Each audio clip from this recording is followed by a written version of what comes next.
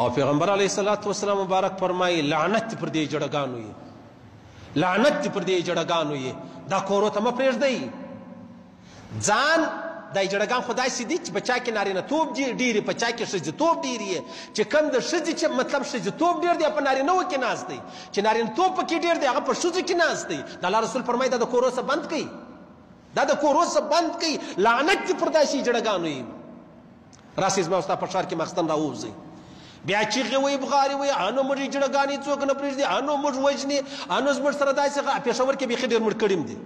موږ دا نه وایو، نعوذ بالله، مرګ نه دی جایزه، په هیڅ صورت نه دی جایزه. د الله مخلوق دی، دا د دی اختیار نه دی چې دی داسې پیدا شوی دی لکه زما ستا چې اختیار نه دی. منګرهار ته چې په بازار کې ګرځې لاسونه ټکوې شونډان دې سره کړي دي، الکوان در پسې دي، خلک در پسې دي، سپي در پسې دي، دا ستا اختیار دی، دا ستا اختیار دی. د الله رسول فرمایي لعنت دې پر داسې جړګانو باندې. مې پرېږدئ کورو ته بیا قطعا نه پرېږدئ.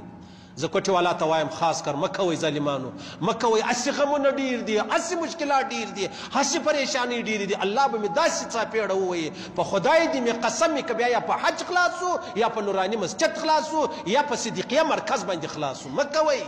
بیا خاص کر صوفیان، خاص کر لنګوټو والا، خاص کر مشران، خاص کر ذمهواره کسان، دا خو نه ده پکار یاره. یو یې جړه ولاړ دي، اته کسان ورته ولاړ دي، یو خاندي بل څه. ما الله اکبر، ډېر سپي خلک دي، ډېر سپي خلک دي، سپي.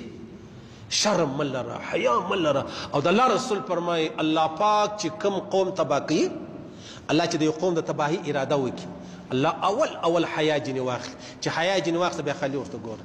الله دې موږ ټوله وساتي، الله دې زموږ وطن وساتي، الله دې زموږ د وطن فتنې لرې کړي. موږ د حکومت ته خواست وکړو، حکومت یې پخپله کوي، و ده لرې ورځغلی نو چا یې ځغلی؟ کوم وزیر دی چې ده لرې نه ورولي؟ د ده خپل خلک دي، څوک دې لاس په ورکړي، ځه ګرځې دې څوک لاس ورکړي. نو سرکار په خپله په دې خبرو اخته دی. شراب د ده په کار دي، د بل زامن د ده په کار دي، د بل لوڼې د ده په کار دي، اجړګان د ده په کار دي، ډانسونه دی ورباندې کوي، رقصونه دی ورباندې کوي، فنکشنونه ده جوړ کړي دي، پروګرامونه ده جوړ کړي. بیا وایي وا خوا نظر زمیږي، IMF پر موږ باندې بیخي ډېرې پابندۍ دي. اوس هم کور د IMF ودان در دغه غاړې ګرده نیولې وای.